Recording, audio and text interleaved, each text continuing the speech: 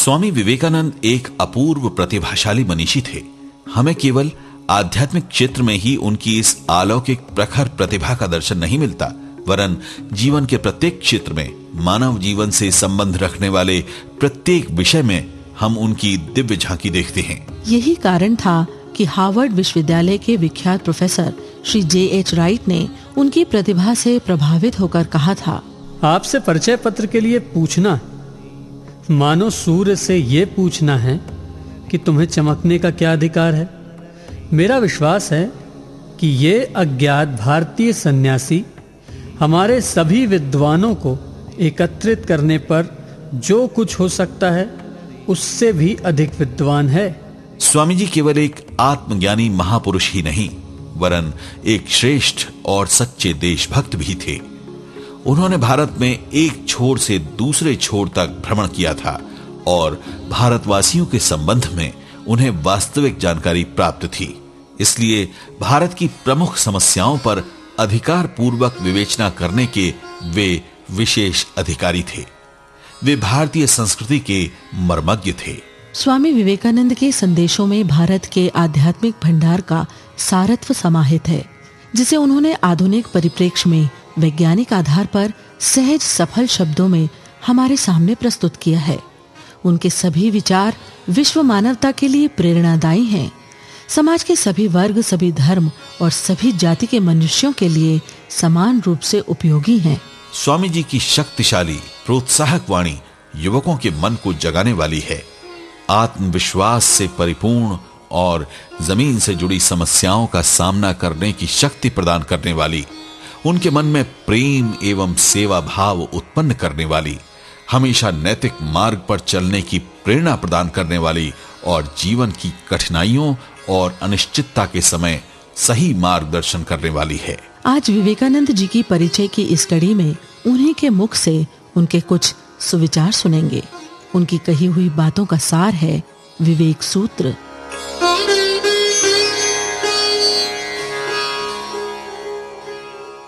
प्रत्येक आत्मा अव्यक्त ब्रह्म है। बाह्य एवं अंतः प्रकृति को वशीभूत करने, आत्मा के इस ब्रह्म भाव को व्यक्त करना ही जीवन का चरम लक्ष्य है। कर्म, उपासना, मनः संयम अथवा ज्ञान, इनमें से एक से अधिक या सभी उपायों का सहारा लेकर अपना ब्रह्म भाव व्यक्त करो और मुक्त हो जाओ। बस यही धर्म का सर्वस्व है। छोड़ो विद्या, जप तप का बल, स्वार्थ विहीन प्रेम आधार एक हृदय का। देखो शिक्षा देता है पतंग कर प्यार, अग्नि शिखा को आलिंगन कर, आलिंगन कर, आलिंगन। स्वामी जी ने हमें शारीरिक और मानसिक रूप से तेजस्वी बनने का उपदेश दिया है। उपनिषद का प्रत्येक पृष्ठ मुझे शक्ति का संदेश देता है। ये विषय विशेष रूप से स्मरण रखने योग्य है। समस्त जीवन में मैंने यही महाशक्ति प्राप्त की है। उपनिषद कहते हैं, हे मानव तेजस्वी बनो, वीर्यवान बनो, दुर्बलता को त्यागो। भले ही तुम्हारा सूर्य बादलों से ढक जाए, आकाश उदास दिखाई दे, फिर भी धैर्य धरो कुछ, हे वीर हृदय, तुम्हारी विजय अवश्यम भावी है। शीत के पहले ग्रीष्म आ गया, लहर का दबाव ही उसे उभारता है। धूप छांव का खेल चलने दो और अटल रहो, वीर बनो। जीवन में कर्तव्य कठोर है, सुखों के पंख लग गए हैं, मंजिल दूर धुंधली सी झिलमिलाती है, फिर भी अंधकार को चीरते हुए बढ़ जाओ अपनी पूरी शक्ति और सामर्थ्य के साथ। अपनी कविताओं में भी वे हमें आगे बढ़ने का संदेश देते हैं।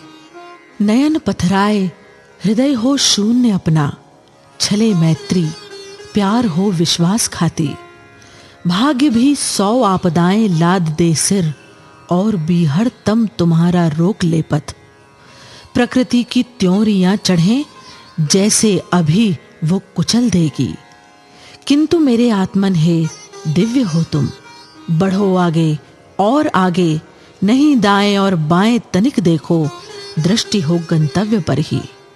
और संसार से कहो, जागो, उठो, सपनों में मत खोए रहो। ये सपनों की धरती है जहां कर्म विचारों की सूत्रहीन मालाएं गूंथता है।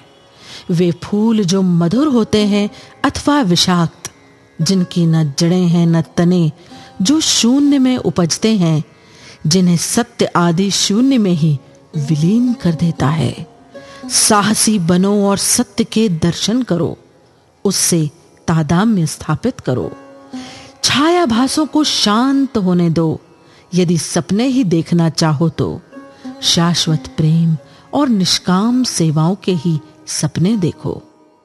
जगो फिर एक बार, यह तो केवल निद्रा थी, मृत्यु नहीं थी।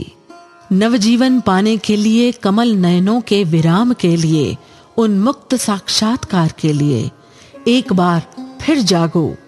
आकुल विश्व तुम्हें निहार रहा है। हे सत्य, तुम अमर हो। वेदों को पढ़कर स्वामी जी ने प्रेरणा प्राप्त की थी और लिखा था सृष्टिगान।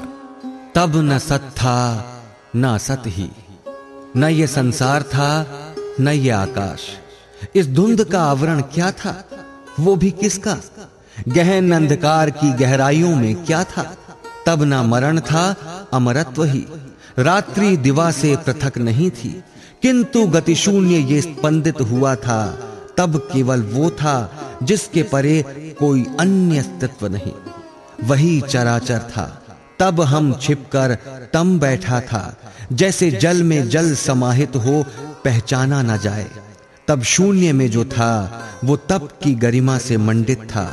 तब मानस के आदि बीज के रूप में प्रथम आकांक्षा उगी, जिनका साक्षात्कार ऋषियों ने अपने अंतर में किया। असत से सत जन्म, जिनकी प्रकाश किरण ऊपर नीचे चारों ओर फैली। ये महिमा सर्जनमय हुई, स्वतः सिद्ध सिद्धांत पर आधारित और सर्जन शक्ति से स्फुरित। किसने पथ जाना है, कहां अथ है जहां से ये फूटा? सर्जन कहां से हुआ? सृष्टि के बाद ही तो देवों ने अस्तित्व पाया। अतः उद्भव का ज्ञान किसे प्राप्त है? ये सर्जन कहां से आया? ये कैसे ठहरा है, ठहरा भी है या नहीं? वो सर्वोच्च आकाशों में बैठा हुआ महाशासक अपना आदि जानता है या नहीं? शायद।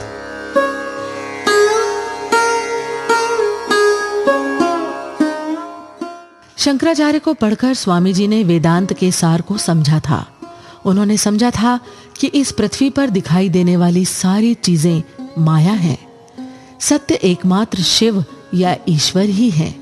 तभी उन्होंने लिखा था, न मन न बुद्धि न अहंकार न चित्त, न शरीर न उसके विकास, न श्रवण न जिह्वा न नासिका न नेत्र, न आकाश न भूमि न तेज न वायु।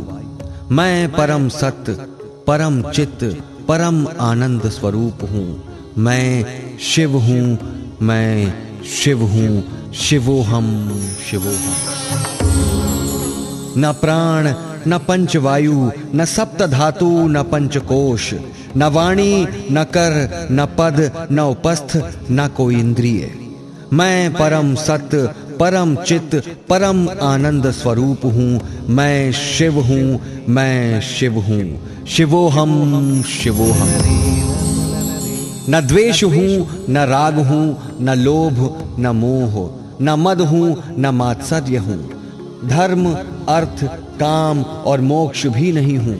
मैं परम सत्य परम चित्त परम आनंद स्वरूप हूं। मैं शिव हूं, मैं शिव हूं, शिवोहम शिवोहम। न पुण्य न पाप न सुख न दुख, न मंत्र न तीर्थ न वेद न यज्ञ। न भोजन हूं न भोक्ता हूं न भोग्य हूं। मैं परम सत्य परम चित्त परम आनंद स्वरूप हूं। मैं शिव हूं, मैं शिव हूं, शिवोहम शिवोहम। न मृत्यु हूं न शंका हूं, न मेरी कोई जाति है, न पिता न माता, न मेरा जन्म ही है, न बंधु न मित्र, न गुरु न शिष्य। मैं परम सत्य, परम चित्त, परम आनंद स्वरूप हूँ। मैं शिव हूँ, मैं शिव हूँ। शिवोहम शिवोहम। मैं तो निर्विकल्प, निराकार, विभु, अनंत, काल और सीमा से परे प्रत्येक वस्तु में हूं। प्रत्येक वस्तु मैं ही हूं। मैं ही विश्व का आधार हूं। मैं परम सत्य, परम चित्त, परम आनंद स्वरूप हूं। मैं शिव हूं, मैं शिव हूं। शिवोहम शिवोहम। स्वामी विवेकानंद बहुमुखी प्रतिभा के धनी थे। इतना कुछ कहने के बाद भी हम शायद उनके व्यक्तित्व के 10वें भाग को भी नहीं जान पाए हैं। वे शायद हिमशिला की तरह थे, जिसका 9 भाग पानी के नीचे डूबा रहता है और 1 भाग जो पानी के ऊपर रहता है, उसे देखकर ही हम अचंभित होकर सोचते हैं, इतना विशाल। इस कड़ी की अंतिम बेला में आइए हम स्वामी जी की जीवन तालिका पर एक नजर डालें। 1863 12 जनवरी सोमवार सुबह 6:33 पर नरेंद्र नाथ का जन्म। तिथि पौष कृष्ण सप्तमी संक्रांति। वे विश्वनाथ दत्त और भुवनेश्वरी देवी की 6वीं संतान। 3 पुत्रों में ज्येष्ठ, मध्यम और कनिष्ठ पुत्र महेंद्रनाथ दत्त और भूपेंद्रनाथ दत्त। खेलकूद, कुश्ती, संगीत आदि बहुमुखी प्रतिभा लेकर वे बड़े हुए। बचपन से ही उनमें सत्यनिष्ठा, आत्मसम्मान, परोपकारी वृत्ति, ध्यानशीलता, धर्म प्राणता विद्यमान थी। 1881 जनरल असेंबलीज इंस्टीट्यूशन में पढ़ते समय अध्यापक हेस्टी से उन्होंने श्री रामकृष्ण की समाधि के विषय में जाना। सुरेन मित्र के घर पर नवंबर में श्री रामकृष्ण के साथ प्रथम भेंट। दिसंबर में प्रथम बार दक्षिणेश्वर गए। तत्पश्चात दक्षिणेश्वर में आना जाना शुरू हुआ। 1884 25 फरवरी रात में अचानक पिता की मृत्यु। जीवन संग्राम शुरू। आर्थिक संकट और आत्मीय स्वजनों की निष्ठुरता। श्री रामकृष्ण के कहने पर मां काली के पास प्रार्थना करने जाना। उन्होंने 3 बार ही ज्ञान, भक्ति, विवेक, वैराग्य के लिए प्रार्थना की। तत्पश्चात श्री रामकृष्ण का आश्वासन, अन्न वस्त्र का अभाव नहीं होगा। अटॉर्नी के ऑफिस में काम करके और पुस्तकों का अनुवाद कर संसार यात्रा का निर्वाह। बाद में कुछ दिन मेट्रोपॉलिटन इंस्टीट्यूशन के चांपातला शाखा में हेडमास्टर भी रहे। 1885 श्री रामकृष्ण को कैंसर। चिकित्सा सुविधा के लिए पहले उन्हें श्यामकपुर और बाद में काशीपुर लाया गया। 1886 11 फरवरी श्री रामकृष्ण ने नरेंद्र को लोक शिक्षा के लिए अधिकार दिया।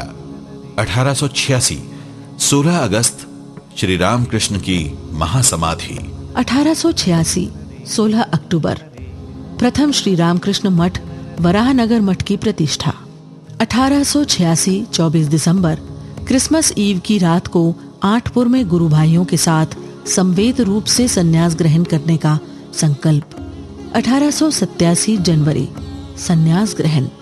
1887 से 1893 विभिन्न समयों में भारत परिक्रमा। ये भारत परिक्रमा वास्तव में भारत की खोज, भारत की शक्ति और दुर्बलता दोनों पक्षों को अपनी दृष्टि से देखना।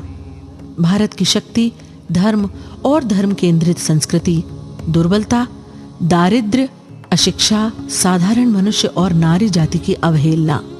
इस भारत परिक्रमा के साथ साथ विवेकानंद का निर्माण पूर्ण हुआ। भगिनी निवेदिता ने कहा है, गुरु शास्त्र और मातृभूमि ये तीनों मिलकर विवेकानंद बने हैं। 1893 31 मई पेनिनसुलर जहाज पर भारत से रवाना। 25 जुलाई कनाडा के वैंकूवर में पहुंचे। 30 जुलाई रात 10:30 बजे शिकागो पहुंचे। अगस्त धर्म महासभा में भाग लेने की अनिश्चितता और खर्च बचाने के लिए बोस्टन की यात्रा। 1896 9 सितंबर बोस्टन से पुनः शिकागो पहुंचे। स्टेशन पर पैकिंग बॉक्स, मतांतर में मालगाड़ी के डब्बे में रात्रि यापन। 10 सितंबर शिकागो के रास्ते में भिक्षावृत्ति। 11 सितंबर 1893 धर्म महासभा में पहली वक्तृता। 19 सितंबर हिंदू धर्म पर वक्तृता। 27 सितंबर अंतिम वक्तृता। 1893 अमेरिका और इंग्लैंड के विभिन्न स्थानों में भारतीय धर्म और संस्कृति का प्रचार। अमेरिका से 2 बार इंग्लैंड गए। प्रथम बार 3 महीने के लिए 1895 अगस्त से 1895 नवंबर तक। इस समय लंदन में मिस मार्गरेट नोबल यानी भगिनी निवेदिता से पहली बार संपर्क में आए। दूसरी बार भारत वापसी से पहले गए 1896 के अप्रैल के अंतिम सप्ताह से 16 दिसंबर तक 7 महीने। 1896 16 दिसंबर भारत लौटने के उद्देश्य से लंदन त्याग। 21 दिसंबर रोम। 30 दिसंबर कोलंबो के लिए प्रस्थान।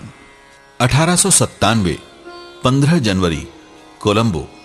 26 जनवरी मूल भारत के भूखंड पंबन में सारे भारत में अभूतपूर्व उद्दीपना। 27 जनवरी रामेश्वरम मंदिर में भाषण, रियल वर्शिप। 6 तथा 7 फरवरी मद्रास यानी चेन्नई में सारा मद्रास मतवाला अखबार में समाचार छपे। मद्रास में मानो नूतन नवरात्रि। 19 फरवरी कलकत्ता यानी कोलकाता में। 7 मार्च दक्षिणेश्वर में श्री रामकृष्ण की जन्मतिथि का समारोह। 8 मार्च स्वास्थ्य लाभ के लिए दार्जिलिंग प्रस्थान। 1 मई कलकत्ते में बलराम वसु के घर पर रामकृष्ण मिशन की प्रतिष्ठा। इसी सभा में श्री मां शारदा देवी को संघ जननी के रूप में स्वामी जी की घोषणा। 6 मई अल्मोड़ा रवाना। 8 महीने तक अल्मोड़ा, बरेली, लाहौर, अमृतसर, रावलपिंडी, श्रीनगर, जम्मू, सियालकोट, अलवर, जयपुर, खेतड़ी, इन सब स्थानों में भ्रमण और वक्तृत्वता। रोमारोला के अनुसार ये उनकी दूसरी भारत परिक्रमा थी। इस बार विजय की मुद्रा में कुंभकर्ण को नींद से जगाने के लिए। 1898 जनवरी के तीसरे सप्ताह में कलकत्ता। 28 जनवरी भगिनी निवेदिता का विदेश से कलकत्ता आगमन। 27 फरवरी बाली में पूर्णचंद्र दास द्वारा स्थापित मंदिर में रामकृष्ण जन्मोत्सव अनुष्ठित। 25 मार्च निवेदिता को ब्रह्मचर्य दीक्षा और निवेदिता नाम प्रदान। 30 मार्च दार्जिलिंग में। अप्रैल में कलकत्ता में प्लेग दमन के लिए 3 मई को कलकत्ता लौट आए। उनके निर्देश से निवेदिता और सदानंद की परिचालना में कलकत्ता में रामकृष्ण मिशन द्वारा प्लेग सेवा कार्य। 11 मई भगनी निवेदिता, स्वामी तुरायानंद, स्वामी सदानंद, स्वामी स्वरूपानंद, मिस मैक्लाउड, ओली बुल, स्वामी निरंजनानंद इत्यादि के साथ अल्मोड़ा, नैनीताल, कश्मीर और अमरनाथ यात्रा। 2 अगस्त अमरनाथ दर्शन। 18 अक्टूबर कलकत्ता वापसी। 1899 20 जून दूसरी बार पाश्चात्य यात्रा। 19 जून को बेलूड़ मठ के सन्यासी ब्रह्मचारियों के उद्देश्य से सन्यास का आदर्श विषय पर उद्बोधक वक्तृत्वता। उन्होंने कहा, सन्यास का अर्थ है मृत्यु से प्रेम करना। मृत्यु से प्रेम का अर्थ है मृत्यु को निश्चित जानकर संपूर्ण जीवन आनंद पूर्वक दूसरों के लिए जीना। रामकृष्ण मिशन के सन्यासी को एक ही साथ गंभीर, आदर्श परायण और व्यवहारिक बुद्धि संपन्न होना होगा। वे एक साथ ही ध्यान और कर्म दोनों में कुशल होंगे। 31 जुलाई लंदन में। अगस्त के प्रथम सप्ताह में विंबलडन में। 17 अगस्त अमेरिका जाने के लिए रवाना। 28 अगस्त न्यूयॉर्क में। लगभग 1 वर्ष अमेरिका निवास। तत्पश्चात पेरिस, वियना, एथेंस होकर भारत की यात्रा 26 नवंबर 1900 में। 1900 9 दिसंबर बेलूड़ मठ आगमन। कैप्टन सेवियर की मृत्यु समाचार प्राप्त। 27 दिसंबर मायावती के रास्ते काठगोदाम। 1901 3 जनवरी मायावती। 5 जनवरी स्वामी स्वरूपानंद से मायावती आश्रम के भविष्य की परिकल्पना का वर्णन। 2 सप्ताह मायावती में रहकर 18 जनवरी को मायावती से रवाना। 24 फरवरी बेलूर मठ में, 18 मार्च सन्यासी शिष्यों के साथ पूर्वी बंगाल और असम की यात्रा। ढाका के जगन्नाथ कॉलेज में वक्तृता, पगोड स्कूल से लगे मैदान में वक्तृता, देवभोग में नाग महाशय के घर पर। 14 अप्रैल चंद्रनाथ मंदिर के लिए ढाका से रवाना। कामाख्या दर्शन। गुवाहाटी में 3 वक्तृता। शारीरिक अवस्था की अवनति। शिलोंग में सर हेनरी कॉटन के साथ भेंट और वक्तृता। 12 मई बेलूर मठ में आगमन, स्वास्थ्य की क्रमशः अवनति। 7 अगस्त दार्जिलिंग यात्रा, अंतिम सप्ताह में कलकत्ता वापस। स्वास्थ्य ठीक न होने के कारण जापान जाने का आमंत्रण ठुकराया। 18 अक्टूबर मठ में दुर्गा पूजा, श्री श्री मां की उपस्थिति। सप्तमी के दिन स्वामी जी को बुखार। अष्टमी के दिन स्वस्थ होकर मां को अंजलि प्रदान। नवमी के दिन रात में भजन गान। उसी समय से शरीर की द्रुत अवनति। मां भुवनेश्वरी देवी की इच्छा की पूर्ति के लिए कालीघाट जाना। 23 दिसंबर कलकत्ते में भारतीय राष्ट्रीय कांग्रेस का अधिवेशन। उसी समय बाल गंगाधर तिलक मठ में आए। स्वामी जी ने उन्हें सादर ग्रहण किया। महात्मा गांधी भी आए थे। अनुपस्थित रहने के कारण उनसे भेंट नहीं हुई। 1902 27 जनवरी मैक्लाउड और ओकाकुरा के साथ बोध गया जाना। वहां 1 सप्ताह रहने के बाद फरवरी में वाराणसी गए। वहां शरीर की क्रमावनति। 8 मार्च बेलूर मठ वापसी। 11 मार्च श्री रामकृष्ण जन्मोत्सव। 16 मार्च श्री रामकृष्ण की जन्म तिथि के उपलक्ष्य में जन्मोत्सव समारोह। अस्वस्थ होने के कारण स्वामी जी सारे दिन कमरे से बाहर नहीं निकल पाए। 19 जून भुवनेश्वरी देवी को देखने कलकत्ता आए।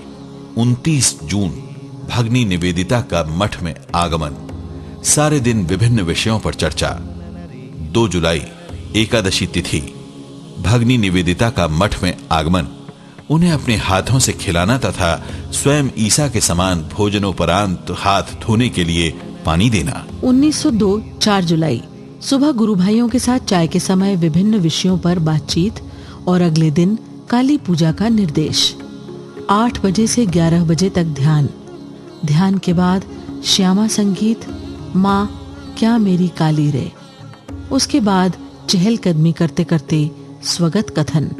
यदि और एक विवेकानंद होता तो समझ पाता कि विवेकानंद क्या कर गया, लेकिन समय आने पर ऐसे सैकड़ों विवेकानंद जन्म लेंगे। सभी के साथ मध्याह्न भोजन। दोपहर में 3 घंटा ब्रह्मचारियों को पढ़ाना। सायंकाल स्वामी प्रेमानंद के साथ घूमना और वेद विद्यालय की परिकल्पना। संध्या आरती के बाद 1 घंटा ध्यान। रात 9:10 पर महासमाधि। जो कुछ आंखों के सामने प्रकट हो उठता है और देखते ही देखते डूब जाता है, वो केवल वर्तमान में ही सीमित नहीं है, परंतु इसका भूत और भविष्य हम संपूर्ण रूप से जान नहीं सकते। कौन कहेगा कि विवेकानंद कहां से आए थे, कौन उन्हें लाया था, और ये भी कौन कह सकता है कि इस अभ्युदय की परिसमाप्ति कब, कितनी दूर, कहां होगी। केवल गूंजता रहेगा उनका दिया हुआ अमृत मंत्र। हे अमृत के अधिकारी गण, तुम तो ईश्वर की संतान हो, अमर आनंद के भागीदार हो, पवित्र और पूर्ण आत्मा हो। तुम इस मर्त्य भूमि पर देवता हो। उठो, आओ, ऐसे हो, इस मिथ्या भ्रम को झटककर दूर फेंक दो कि तुम भेड़ हो।